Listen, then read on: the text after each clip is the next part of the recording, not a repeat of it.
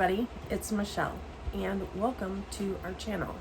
Today's video is going to be the final installment of where the wheel has chosen the Ace Beauté Floral Vintage palette. So without further ado, we are going to get into the look, and for this time through, do still have my little cheat sheet where I chose the colors already.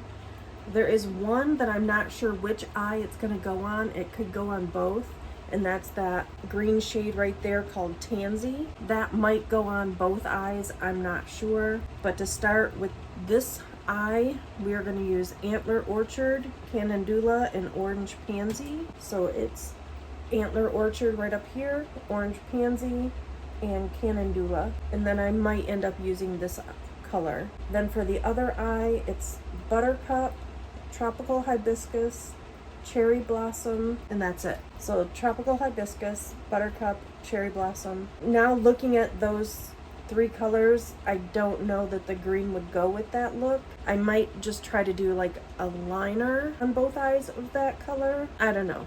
We'll see how we feel when we get to that point. So I'm gonna start out with Antler Orchard. It's this brown color here, and it's going on this eye. So I'm just going to put it in the outer portion of the eye, and then I'm gonna put Calendula in the inner portion, or not Calendula, Orange Pansy in the inner portion, and then Calendula in the center. And then we'll see what we're gonna do with that Tansy color. All right, I'm just trying to get this a little bit darker. This is the Antler Orchard is one of those powdery shades that does have a lot of kick up in the pan. That doesn't bother me at all. I just want to mention it. I don't care if there's kick up in the pan, as long as the shadow works, and the shadow it's doing its job. How are you guys liking the tapestries? I have another one that I'll try to insert a photo of that's above my bed, at the head of my bed, not on the ceiling, but at the head of my bed. It's the Sunburst one. All right, now I'm not going to clean off the brush. I'm just going to go right on in with Orange Pansy, and I don't know if you can tell, if you can see the kick up in the pan, but there is some kick up in the pan. My eyes are watering already. I need to start wearing makeup more often. Today is actually Friday, the day this video is going up, so I'm a little rushed. I'm not even sure what time it is. I believe it's probably 8 o'clock, which is fine. I don't officially start work until 10, but I do go in early. And then Calendula on the finger. Ooh, that's pretty. Ooh, that's pretty. That's real pretty. Okay, and then of course I want to put it over into both of the solid colors, or the matte colors, so that it kind of blends and it doesn't look so harsh. There's not such a harsh line. All right, one moment. Okay, so I am gonna go in with this pencil brush in the Tansy, and I'm just going to try to put it here. I'm just going to deepen up the outer V with the Tansy. I'm not going to do a line, just deepen up the outer V a little bit. Okay, that's all right. It's not really what I was wanting, but it will work. Now I've used that shade. That was the shade I was most worried about because it kind of stands out. Well, that one and the black hyacinthus, whatever. I used that one, right? Yep, I did in the second look. See, that's why I make my cheat sheets, because I didn't remember that I used black shade, but it was in the second look, so I'm glad I wrote it all out. Now we need to go to Buttercup, Tropical Hibiscus, and then that Cherry Blossom. And I did clean off the brush, so I think I'm gonna do a little different. So I'm gonna go in with the Buttercup first, so that this eye is not gonna be the same as the other one. I'm not gonna do the halo look. I'm gonna put Buttercup all over the lid, and then I'm gonna deepen up the outer corner with Tropical Hibiscus, and then I will put the Cherry Blossom in the inner corner of the eye. So this Buttercup shade, even though it looks patchy, it's because my eyes are watering. That's why it looks patchy. It has nothing to do with the shade itself and everything to do with my watery eyes. We have a lot of pollen here, and my allergies are acting up. All right, now we're gonna go into Tropical Hibiscus and just put that in the outer corner. And I'm just gonna build that up until I get the desired shade that I want. And I do wanna tell you guys I went to U of M on Wednesday, the 25th, and saw my new cardiologist, who actually listened to me. He didn't make my whole heart condition about my weight, because my heart condition was here before I was overweight, and he understands that, so that's good. He is ordering some tests and some blood work.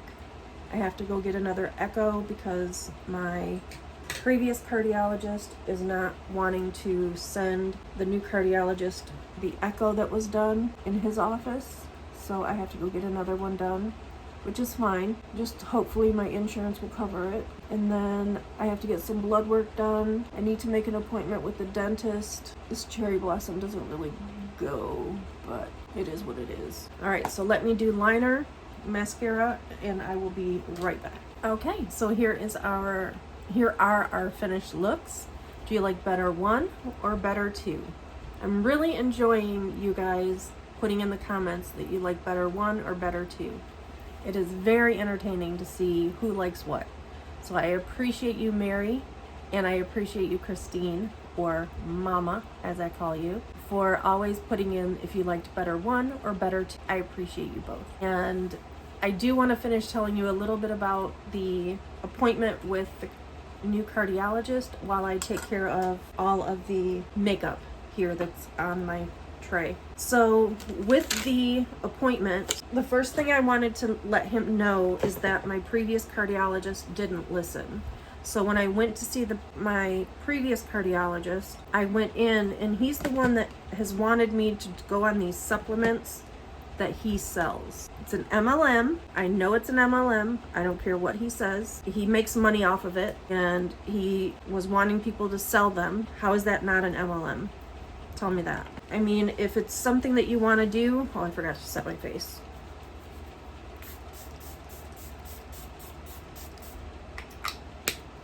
If it's something that you want to do, then go for it and do it. If it's something that you enjoy and you want to share with the world, it's not up to me to decide what you do with your life. Just like it shouldn't be up to him, my standard of care should not be dependent on the fact that I'm using his product, which is how I felt like, because I told him no, I couldn't afford these supplements. They were like $200 a month. No, that's my electric bill. I can't add that to my plate. And I let him know that. I let him know that I could not afford it. You know, that it was something that, yeah, if I had unlimited funds, I would probably give a try. That was before I started on Wegovy, which Wegovy is covered by my insurance. This product that he had was not covered by my insurance. So I would have had to pay out of pocket.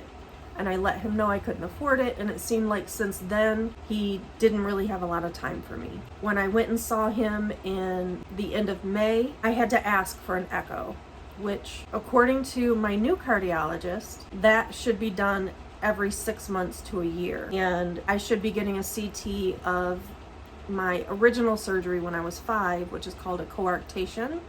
I should be getting a CT of that, seeing that the last surgery that I had in 2019 showed that there was a thrombosis, meaning, I don't want to say a blowout because it's not a blowout, but there's a spot on that coarctation of the aortic trunk that is like an abscess, a growth on there, and they want to keep an eye on it. That's what the surgeon wanted done, and it hasn't been done since I moved to Flint, because this cardiologist hasn't done it. This cardiologist, my previous cardiologist, that is, Dr. Ahmed, is refusing to send my echo down to U of M.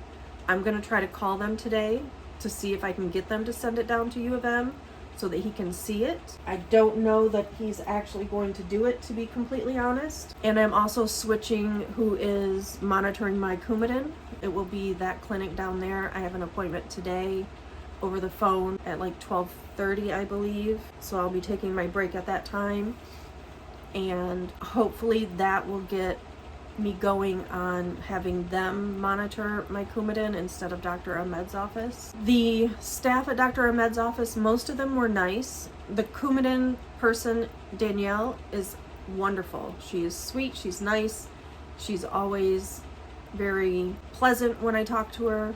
Some of the front desk staff and the checkout staff are kind of ambivalent or ambiguous. A lot of them seem like they don't really want to be there, which, you know, I don't want to be at work either, but I don't allow patients to know that I don't want to be to work. Even though I work from home, I don't let my patients know that I don't want to be there. I make them feel like I have the life. I'm wonderful, I'm great, I'm fabulous. Even when I was in my darkest moments, I didn't allow that to take over, so you didn't know that I was having a bad day. And with the U of M, all of them seemed, I don't want to say happy to be at work, but seemed more engaged, and they were all pleasant. Granted, it was just my first visit. This time around, when I was down there before for visits, it was my post-op surgery visits, and there was a little more urgency because I was having some issues post-op, especially with my incision and everything.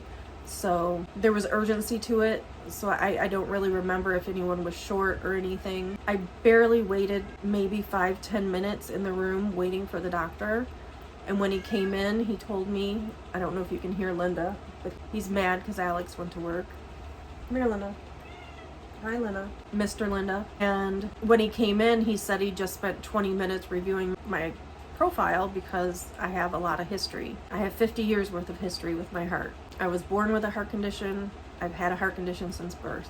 I was underweight at birth. I am not underweight anymore, but I was underweight at birth, and I had a heart condition. So my weight doesn't help my heart condition, but it is not the cause of my heart condition. I do not have diabetes.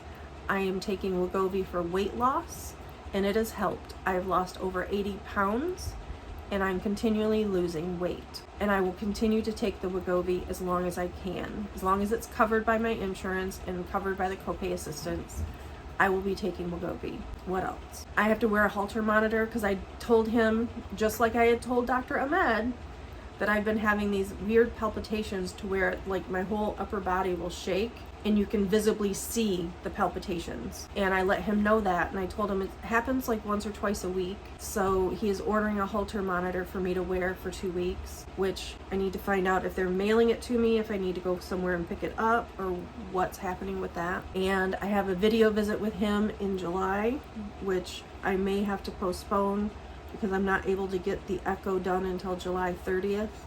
And my appointment with him is before that. So I sent a message because there's a portal, which there isn't one for Dr. Ahmed's office, but there is a portal, and the portal actually connects with my family doctor. So she can see everything that he's ordered, she can see everything that he's requested, and he can see everything that she's done and she's requested. So it's great.